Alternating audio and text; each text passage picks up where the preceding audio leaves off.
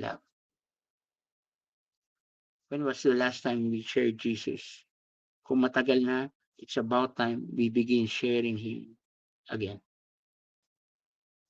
Amen. Let us pray po. In the name of the Father, and of the Son, and of the Holy Spirit. Amen.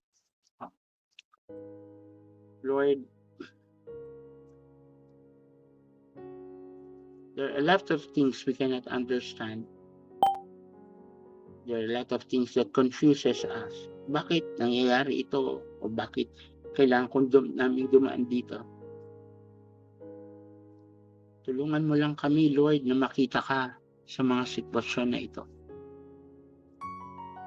Tulungan mo lang kami, Lord, na maramdaman ang pagmamahal mo sa gitna ng mga struggle na ito.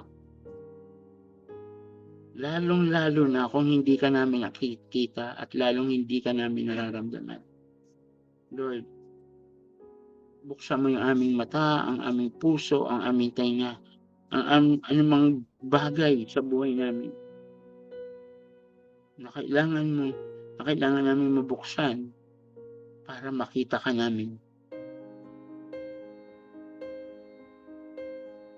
Hinihingi po namin na bigyan mo kami ng puso, hindi puso na nakakaunawa lang, kundi puso na tumatanggap. Puso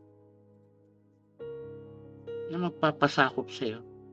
Puso magpapahawak sa iyo. Puso magpapakumbaba para sa iyo. I-bless po kami po na nandito, lalong-lalo na po yung mga kapatid ko. Pagpalain po sila.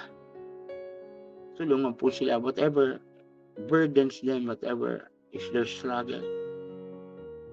Just be there for them. Just always, Lord God, assure them you are for them. You are with them. In Jesus' name. Glory be to the Father, to the Son, to the Holy Spirit, as it was in the beginning, is now, and ever shall be, world without end. Amen. Thank the Father, the Son, the Holy Spirit. Salamat po. Maraming salamat po sa inyo lahat. God bless po.